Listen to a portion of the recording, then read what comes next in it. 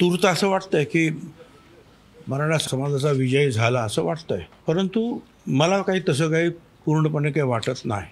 एक तर अशा रीतीचे झुंडशाहीने अशा प्रकारचे नियम कायदे हे बदलता येत नाहीत. आम्ही सुद्धा शपथ घेताना आम्ही काम करू without any fear and favour. कोणाला न घाबरता आम्ही निर्णय घेऊ, कोणाला फेवर करणार नाही अशी शपथ आम्ही सगळे मंत्रिमंडळाने घेतलेली आहे. आता ही जी आहे ही एक सूचना आहे, नोटीस आहे, याचं रूपांतर नंतर होणार आहे. 16 फेब्रुवारीपर्यंत जे आहे त्याच्यावर हरकती मागवण्यात आलेल्या आहेत. महाराष्ट्रातील ओबीसी समाजाच्या आणि इतर समाजाचे जे वकील असतील, सुशिक्षित असतील, त्याने या सगळ्याचा अभ्यास करून या अशा प्रकारच्या हरकती ह्या ताबडतोब पाठवण्यासाठी प्रयत्न करावेत. लाखोच्या संख्येने हरकती सरकारकडे पाठवून द्यावं. ओबीसी समाजाच्या सर्व कार्यकर्त्यांनी सुद्धा या हरकती अशा प्रमाणे पाठवाव्यात की जेणेकरून सरकारला सुद्धा लक्षात येईल की याची एक दुसरीसुद्धा बाजू आहे आणि दुसरंसुद्धा काही लोकांचं मत आहे. माझी विनंती आहे त्या सगळ्यांना की नुसतं जे आहे एकमेकावर ढकलून किंवा चर्चा करून होणार नाही, तर प्रत्यक्ष कृती करावी लागेल.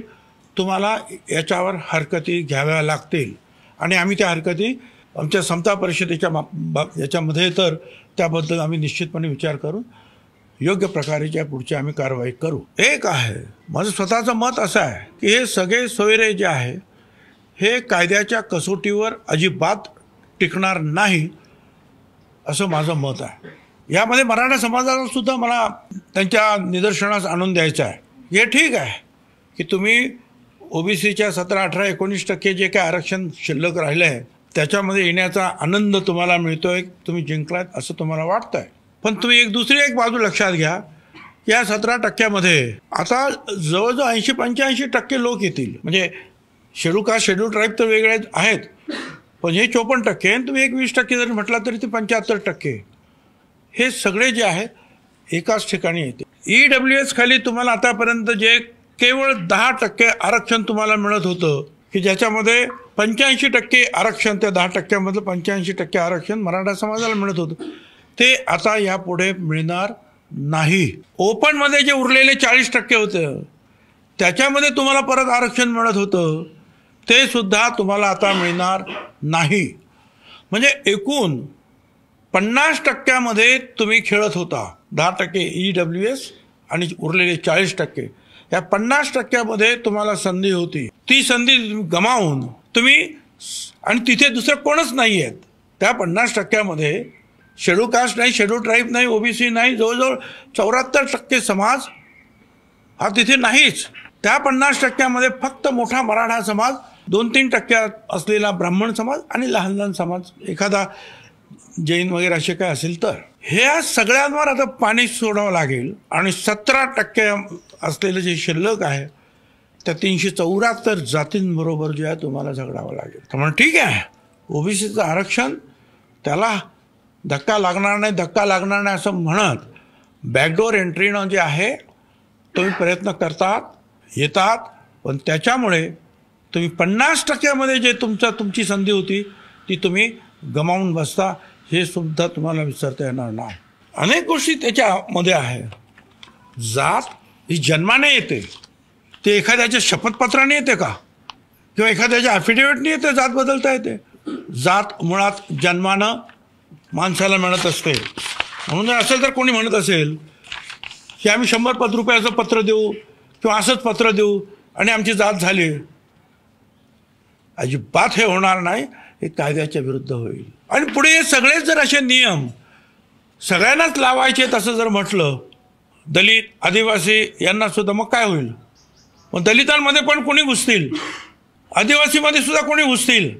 कारण तूर्त जो मी घाईघाईने जे वाचलं त्याच्यामध्ये जे आहे त्याच्यामध्ये हे schedule caste, schedule tribe, OBC ह्या सगळ्यांना ते लागू आहे.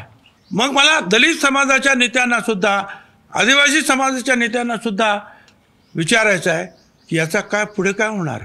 अलीकडेच मला माहिती आहे की एक भांडण असं चालूच आहे की खोटी सर्टिफिकेट घेऊन आदिवासी समाजाची मध्ये नोकऱ्या घेतल्या. पण सुप्रीम कोर्टाने सुद्धा त्याच्यावर निर्णय दिला की या सगळ्यांना काढा जे खोटे आहेत आणि त्यांना त्यांच्याकडून भरपाई करा.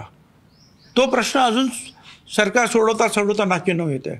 आता याच्यापुढे अशा रीतीने आदिवासीला सुद्धा लागू होणार का, दलितांना सुद्धा लागू होणार का? म्हणजे सगळं काही ओपनच करून टाकलं. कोणी पण या एक ॲफिडेविट करा, एक पत्र द्या, काहीतरी झालं.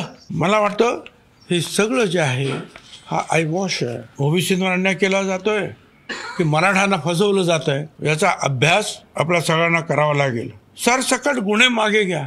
ज्यांची घरं दारं जाळली त्यांच्यावरचे गुन्हे मागे घ्या. ज्या पोलिसांवर हल्ले केले, जखमी केले, त्यांचे गुन्हे असेच मागे घ्या. मग हा नियम सगळ्यांनाच उद्या लागू होईल. कोणी अशा मागण्यांसाठी जर पोलिसांना मारलं, कोणाची घरं जाळली आंदोलन म्हणून, तर गुन्हे मागे घ्या. सरकारी भरती करायची नाही इतरांची, त्यांच्यासाठी वेगळं ठेवायचं. मग किती ठेवायचं त्यांच्यासाठी? त्या प्रमाण किती ठेवायचं? क्युरेटिव्ह पिटिशन जे आहे ते न्यायालयामध्ये आहे. तोपर्यंत मराठा समाजातील सगळ्यांना 100% शिक्षण मोफत द्या. का बरं मराठा समाजालाच द्या 100% शिक्षण मोफत? सर्व ओबीसी, दलित, आदिवासी, ओपन या सगळ्यांनाच द्या ना, सगळ्यांनाच द्या. आधी ब्राह्मण समाजाला सुद्धा द्या, सगळ्यांनाच द्या. फक्त एकालाच द्या कशासाठी? या संदर्भामध्ये मी उद्या 5 वाजता B6 सिद्धगड हे जे माझं सरकारी निवासस्थान आहे त्या ठिकाणी या संदर्भातील ते ओबीसी असतील, दलित आदिवासींना सुद्धा त्यांचे सुद्धा नेते येऊ शकतात.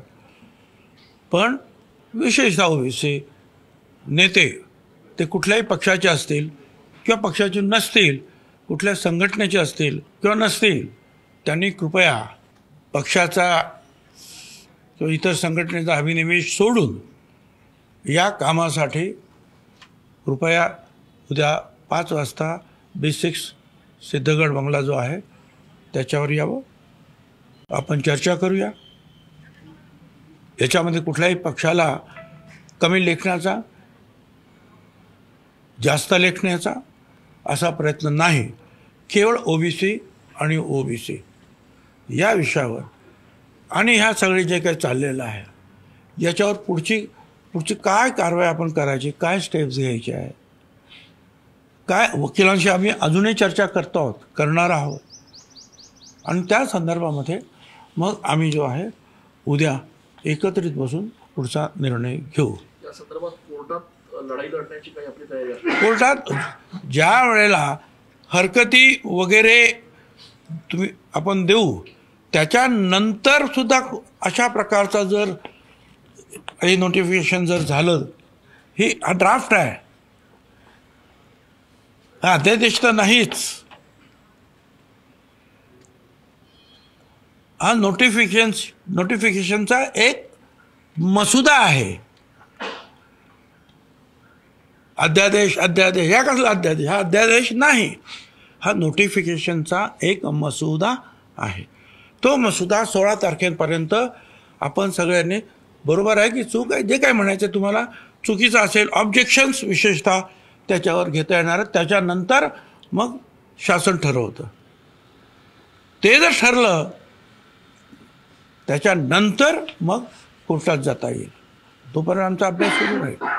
पण ज्या पद्धतीचं हे सगळं आंदोलन उभं राहिलं आणि तुम्ही जसं म्हणलात की शपथविधीच्या वेळेला आपण अशा पद्धतीची शपथ घेत असतो की कोणालाही फेवर केलं जाणार नाही, काही नाही, मग आपली याच्याबद्दल नाराजी आहे का की मुख्यमंत्र्यांनी किंवा सरकारने ज्या पद्धतीनं घाईघाई? आमची नाराजगी जी आहे, मी आत्ताच काय मी माझ्या रॅलीजमध्ये सुद्धा मी बोलून दाखवतो. अशा रीतीने कुणाचे ठीक आहे, उद्या आणखीन कोणतरी असे लाखो लोक घेऊन येतील, मग आपण काय ते बदलणार का?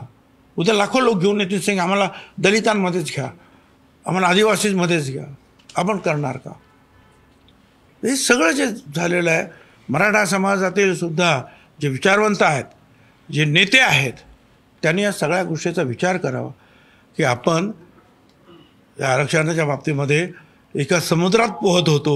हे मराठा समाज म्हणजे 50% तो आता एका विहिरीमध्ये या 17% बरोबर पोहण्यासाठी येतो आहे. धन्यवाद.